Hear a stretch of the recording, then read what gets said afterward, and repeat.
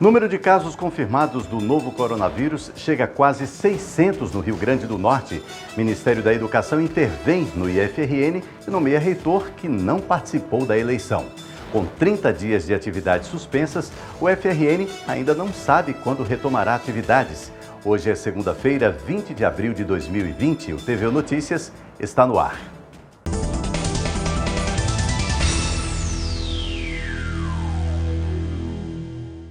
O Rio Grande do Norte teve mais de 100 casos confirmados do novo coronavírus apenas no final de semana.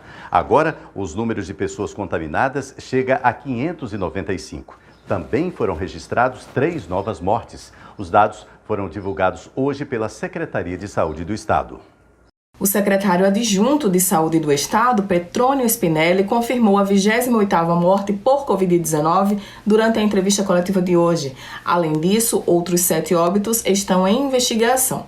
De acordo com a Secretaria de Saúde, o Rio Grande do Norte tem 595 casos confirmados, 2.785 ainda suspeitos e pelo menos 161 recuperados. Existem 21 pessoas internadas em leitos críticos, que são os leitos específicos para casos graves de Covid. A ocupação é em torno de 22%, considerando que o estado tem hoje 98 leitos disponíveis na rede hospitalar para os casos de Covid. Para o secretário, o ideal é que não sejam ocupados mais de 30% dos leitos, já que ainda não se chegou ao pico da doença aqui no estado. Durante a entrevista coletiva, o secretário adjunto de saúde também chamou a atenção para o relaxamento do isolamento social e as consequências disso nos próximos dias. Ele enfatizou que as aglomerações que acontecem hoje, como as filas em agências bancárias para o saque dos benefícios do governo, devem ter um reflexo apenas nos próximos 10 dias. E chamou a atenção também para a proliferação da doença em parcelas da população que ainda não foram afetadas. Nos últimos dias, nós estamos enfrentando um processo extremamente preocupante de aglomerações. As aglomerações em função da sobrevivência, das dificuldades para receber recursos, isso está acontecendo, é triste no sentido humano das pessoas passarem a noite em filas, mas é triste do ponto de vista da epidemia a gente perceber que essas aglomerações de hoje vão ter repercussão daqui a 10, 14 dias, e isso é muito grave. Nesse final de semana nós tivemos uma aglomeração adicional. Um conjunto de pessoas resolveram também ir às ruas, protestar, enfim, se posicionar politicamente, mas com risco muito grande, que é o que nos interessa na saúde, de possibilitar um aumento daqui a alguns dias também de enfermidades nesse grupo também.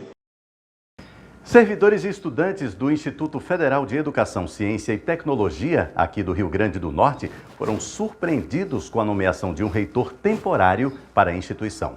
O problema é que o professor nomeado não participou das últimas eleições realizadas no ano passado na instituição.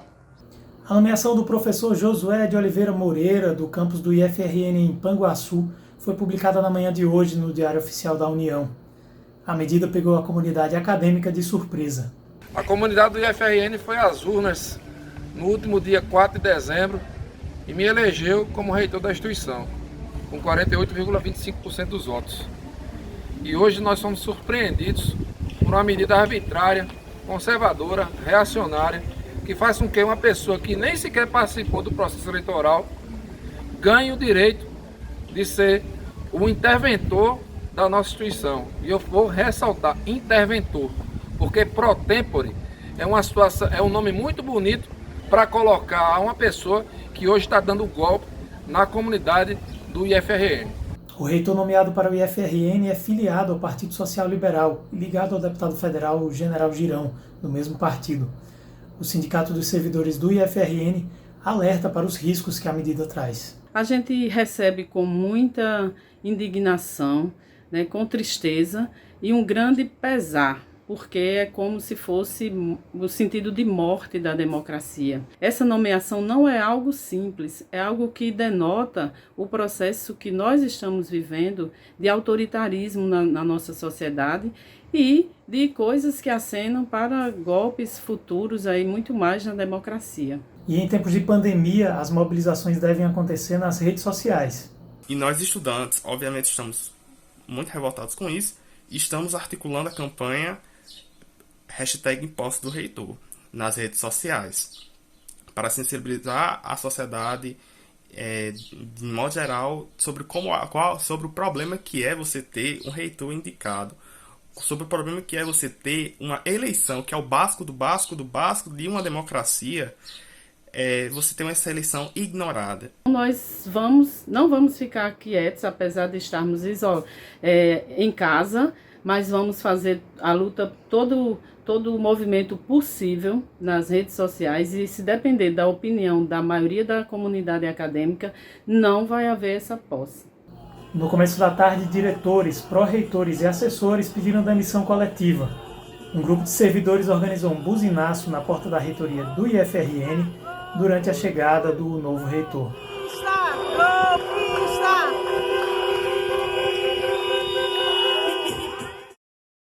Mais uma incerteza para os estudantes que se preparam para o Exame Nacional do Ensino Médio, o Enem.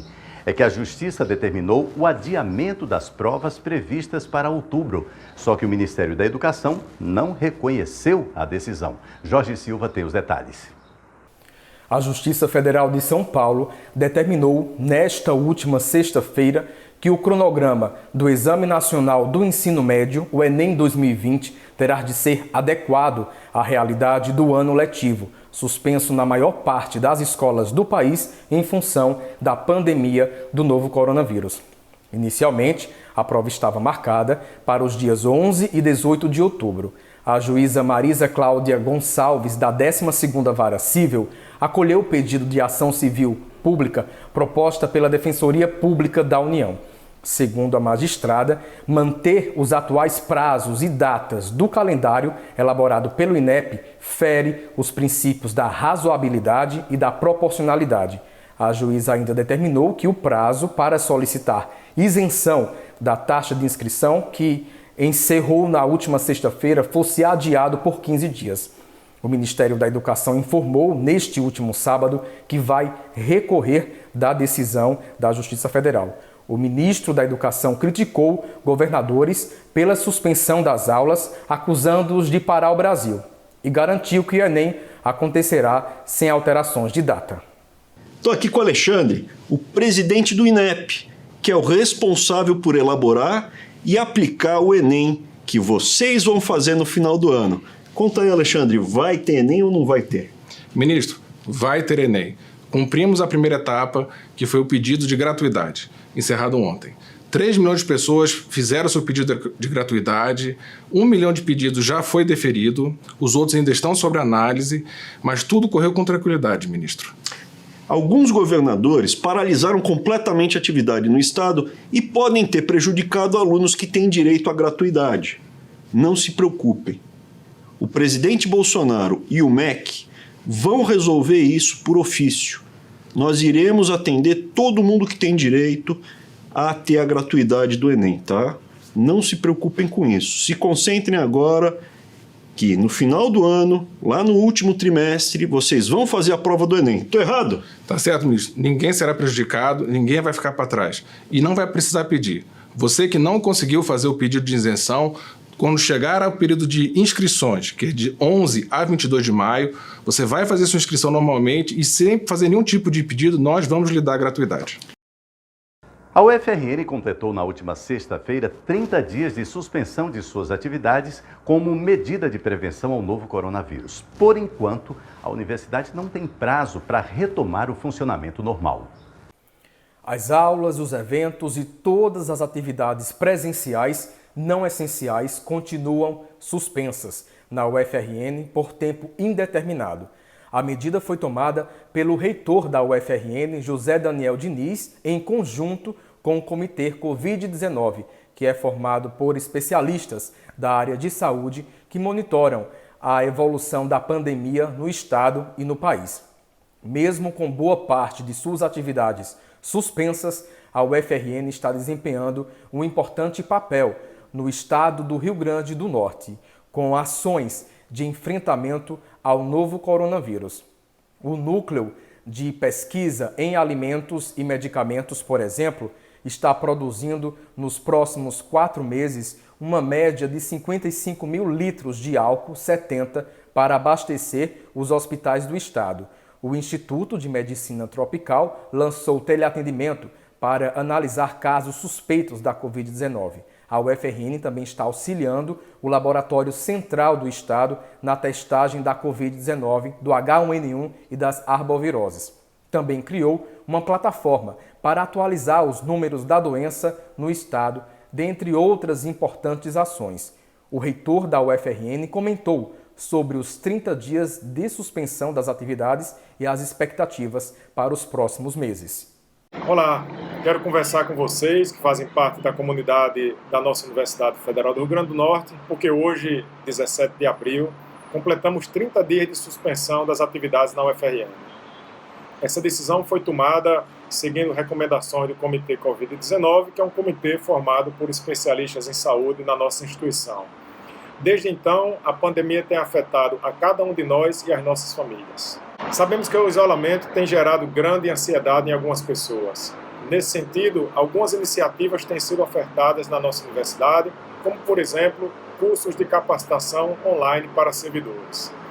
Alguns professores também têm disponibilizado material online e desafios para que alunos possam complementar o aprendizado e manter o contato. Iniciativas como essa são muito importantes e recomendadas. Muitas pessoas têm perguntado quando poderemos retomar nossas aulas e tantas outras atividades. Infelizmente, ainda não temos como dar resposta para isso. Muito dependerá da evolução da pandemia no nosso estado e no nosso país. Mas em momentos difíceis como esse, alegra ver tantas iniciativas da nossa universidade que comprovam o nosso compromisso com a sociedade. Isso reforça a importância de uma universidade pública para o nosso país. Quero finalizar essas palavras expressando mais uma vez a minha gratidão a todos que têm se dedicado incansavelmente nas ações de enfrentamento ao novo coronavírus. Agradeço também a cada um de vocês da nossa comunidade pela paciência e compreensão. Muito obrigado.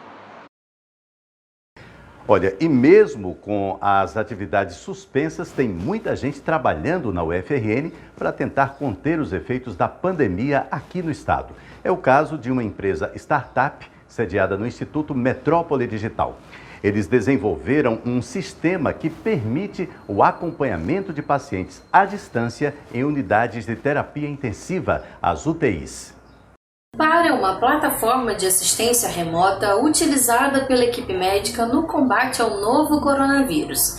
Quem desenvolveu a ideia foi a NUT, empresa startup vinculada à incubadora em Nova Metrópole do IMD na UFRN. Uma ferramenta extremamente eficaz para esse momento. Ela permite que os dados de sinais vitais monitorados de cada paciente possam ser acessados por qualquer dispositivo web, seja um computador, um tablet ou um celular, de maneira remota, com acesso a esses dados em tempo real. Ela viabiliza ainda a configuração de alertas personalizados para cada paciente e o envio de notificações de acordo com os limites estabelecidos para a equipe clínica. Ela possui também um módulo de inteligência, que no futuro, com o acúmulo dos dados, será capaz de entregar dados preditivos, como, por exemplo, o tempo estimado de internação de um paciente. A plataforma de assistência remota está há 4 meses em uso no Centro Avançado de Oncologia do Hospital da Liga. A startup é uma importante ferramenta na precisão de dados e acompanhamento remoto dos pacientes. E até ser posta em prática um longo tempo de estudos, testes e planejamento foi realizado para a validação da plataforma. Sem essa solução, o acompanhamento e o colhimento desses dados acontece de maneira manual, dentro das unidades hospitalares, o que coloca o corpo clínico ainda em maior risco nesse momento de enfrentamento ao Covid. Ressaltamos também que a robustez dessa solução, ela se dá por muitos anos de estudo. Ela foi resultado de uma tese de doutorado, ela passou por um longo processo de validação científica e também por um longo processo de validação de mercado. Manifestantes contrários às medidas de isolamento social protestaram ontem aqui em Natal e em outras cidades do país. Além de desafiar recomendações sanitárias, alguns manifestantes atentaram contra a Constituição Federal com pedidos de fechamento do Congresso e intervenção militar. Vestindo verde e amarelo, ao som do hino e empunhando bandeiras, grupos de pessoas por todo o Brasil e também aqui em Natal se reuniram para pedir o fim do isolamento social horizontal e a volta do ato institucional número 5, entre outras demandas. Mas o que essas reivindicações significam para o momento atual de combate à pandemia? Conversamos com o cientista político Homero Costa e com o advogado Gustavo Freire para entender um pouco sobre as repercussões desses protestos. Não apenas as recomendações da Organização Mundial de Saúde em relação ao isolamento, a necessidade de isolamento social, seguido por vários países do mundo, houve um desrespeito a isso, a decretos estaduais, como é o caso, inclusive, aqui do Rio Grande do Norte, e em função da aglomeração de pessoas, a possibilidade de pôr em risco, né, a vida de muita gente, né, que eventualmente esteja com coronavírus, infectados. No entanto, nosso foco aqui é o respeito à lei, o que não aconteceu. A começar pelo desrespeito ao decreto 29.583 do Rio Grande do Norte, que suspende atividades e aglomerações coletivas de qualquer natureza, prevendo inclusive a possibilidade de prisão para as pessoas que desrespeitarem suas determinações. Esse decreto se encontra alinhado com a Lei Federal 13.979, que prevê as medidas de emergência de saúde pública decorrente da pandemia do coronavírus, alinhada também às determinações das autoridades sanitárias, em especial da Organização Mundial de Saúde. Pedir ditadura sempre tem uma minoria que assim o faz, por se beneficiar disso ou, às vezes, por ignorar o que representou de fato o AI-5 no Brasil, com o fechamento, né, com a violência, o fechamento político, a violência institucionalizada e tudo aquilo que trouxe como consequência tenebrosa, ou consequências tenebrosas para a sociedade brasileira. O artigo 267 tipifica como crime a propagação de pandemias, a propagação, aliás, de epidemias e doenças contagiosas. O artigo 268 prevê como crime o desrespeito às determinações das autoridades sanitárias no sentido de evitar esse tipo de propagação. E o artigo 230 prevê o delito de desobediência, que diz respeito também a esse tipo de inobservância da lei. Então, está claro que as pessoas que saíram ontem às ruas desrespeitaram a lei e, obviamente, devem ser responsabilizadas. Preocupante porque é um crime que eu acho que está na Lei de Segurança Nacional, né, que prevê que é crime, né, define como crime a propaganda pública de processos violentos e ilegais, né, como o fechamento do Congresso, né? Ou seja, é crime citar a subversão da ordem política, conforme a própria Constituição. Atento a essa questão, o Ministério Público Federal lhe recomendou a fiscalização de atividades dessa natureza, requisitando inclusive o auxílio das autoridades de trânsito e das autoridades policiais em fazer valer essas determinações, cujo desrespeito, por sua vez, violam o Código Penal em seus artigos 268, 267 e 330. Daqui a pouco, saiba o que funciona no feriado de Tiradentes. As pesquisas da UFRN que buscam planetas fora do Sistema Solar. Não saia daí, a gente volta em instantes.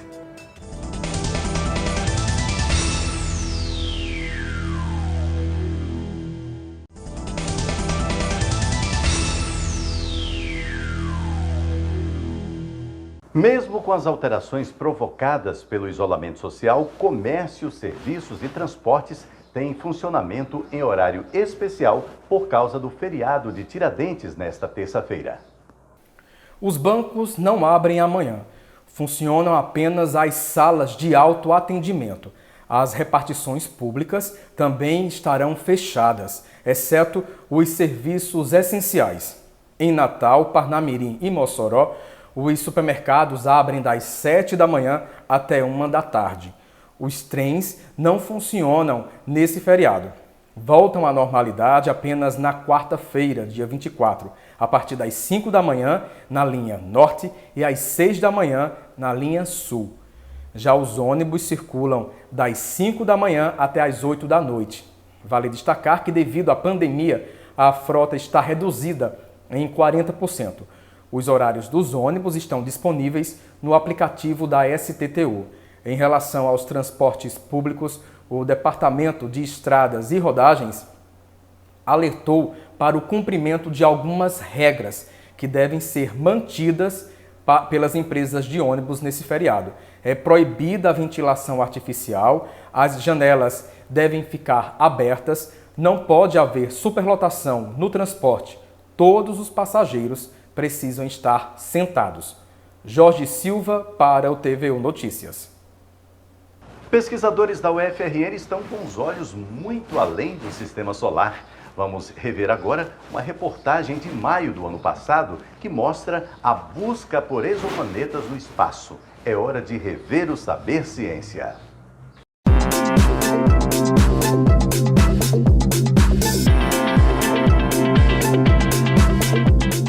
Nos últimos anos, milhares de objetos parecidos com o planeta foram encontrados fora do sistema solar. Desde abril de 2018, um satélite chamado TESS vasculha o espaço para saber quais deles são realmente planetas. Desta vez, a equipe descobriu um exoplaneta com o mesmo tamanho de Saturno. Mas você sabe o que é um exoplaneta e como eles são descobertos? Será que existe vida em algum deles?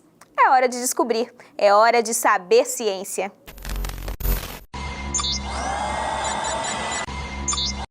Exoplanetas são planetas que foram encontrados fora do sistema solar. Nos últimos 30 anos, vários grupos se empenham em lançar satélites para expandir as descobertas. Hoje, são mais de 5.000 exoplanetas entre descobertos e confirmados. O último deles tem o mesmo tamanho de Saturno, o segundo maior do sistema solar. Esse atual planeta descoberto, ele é um gigante gasoso. Se nós olharmos para os planetas do sistema solar, nós temos, por exemplo, Saturno e Júpiter como bons exemplos de gigantes gasosos, né? No caso desse planeta, ele tem uma densidade parecida com Saturno e é muito maior do que a Terra, por exemplo, para dar uma noção, né? Uma curiosidade do novo planeta é o curto período orbital. Um ano completo dura apenas 15 dias. Isso significa que o giro do planeta em torno da estrela é feito muito rapidamente. A técnica utilizada pelo caçador de planetas acompanha a trajetória do objeto e a quantidade de luz bloqueada durante o movimento. Ao passar pela estrela, o planeta diminui a quantidade de luz emitida. Os cientistas observaram a frequência com que esse fenômeno acontece para determinar o período orbital do corpo celeste. Foi também a primeira vez que se teve acesso às interações da estrela com o planeta. Isso traz uma nova realidade. Nós podemos fazer um estudo sísmico da estrela. Do mesmo jeito que se estuda a sismologia da Terra, né, e a gente consegue entender sobre a densidade de algumas regiões do nosso planeta, a sismologia das estrelas nos diz muito sobre as características internas da estrela. Então nós podemos, por exemplo, ter acesso a uma precisão muito grande das propriedades do material, na verdade, da densidade da estrela e, por consequente, do planeta também. Ou seja, a relação entre os raios e as massas, elas são muito mais conhecidas para estrelas brilhantes. E isso, obviamente, tem muito impacto hoje em dia. A distância até a estrela é de 300 anos-luz. Apesar de ainda não detectados, é possível que em seu entorno existam outros planetas menores. Agora, a preocupação é caracterizar o planeta. Saber o raio e a massa é fundamental para entender qual tipo de planeta estamos observando. Uma vez que você tem o raio e a massa, você tem a densidade. Certo? Com a densidade você pode dizer de que material é formado, do que a gente chama de equação de estado.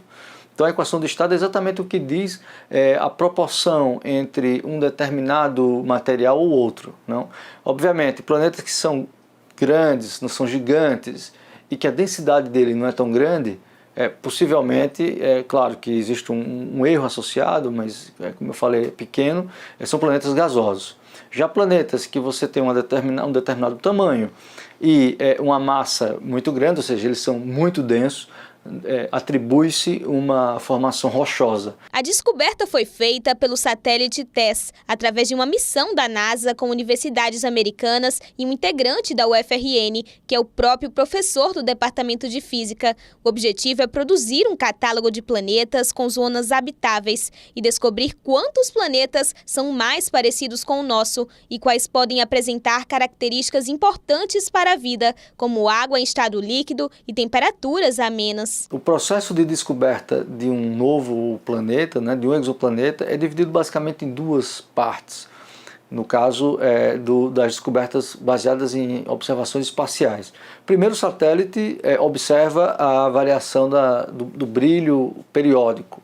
Não é? Uma vez que isso é feito, é dado um alarme e alguns telescópios em Terra fazem o acompanhamento da estrela. E aí, a partir desse acompanhamento, que aí é feito espectroscopicamente, que é tirado as características da estrela e, consequentemente, as características do planeta. No caso do TESS, mais uma vez, ele está observando estrelas muito brilhantes. Isso é um diferencial, né? Porque a precisão é muito maior nesses casos. Uma vez descoberto, o planeta e a estrela são caracterizados e depois passam por uma análise final. O resultado é reunido em um artigo que comunica à comunidade a descoberta de um novo planeta. Exatamente o impacto de alguns planetas, por serem os primeiros, obviamente, que tem um pouco mais de ressonância na comunidade internacional, na comunidade local, em torno dos lugares onde os cientistas estão nessa área. Claro que é importante dizer que a descoberta de um exoplaneta sempre mexe um pouco com as perguntas que nós temos, por exemplo, de onde nós viemos, como é que o nosso planeta se formou, qual é a evolução dos planetas, será que todas as estrelas têm planetas, né? Sistemas como o nosso é comum, então isso tudo envolve, na verdade, um interesse do público muito grande. O TESS surgiu pelo interesse do grupo em acompanhar a evolução das estrelas e está em seu primeiro ano de missão. O caçador de planetas ainda deve voar por mais 4 anos, ou até que o combustível termine, um avanço importante para a ciência. Isso afeta desde o aluno que está lá na iniciação científica, começando o curso de física, os cursos da universidade, assim como os alunos que estão no final do doutorado, já prestes a entrar no mundo profissional de fato. Então, o sentimento ele é muito bom, é o sentimento que nós estamos realmente na vanguarda do conhecimento. Então, é simplesmente o começo de uma longa história de descoberta de exoplanetas com esse satélite.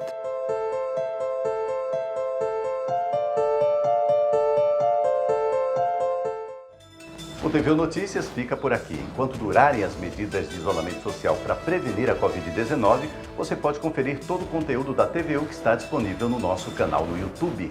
Tenham todos uma boa noite, um bom feriado e até quarta-feira. Se puder, fique em casa.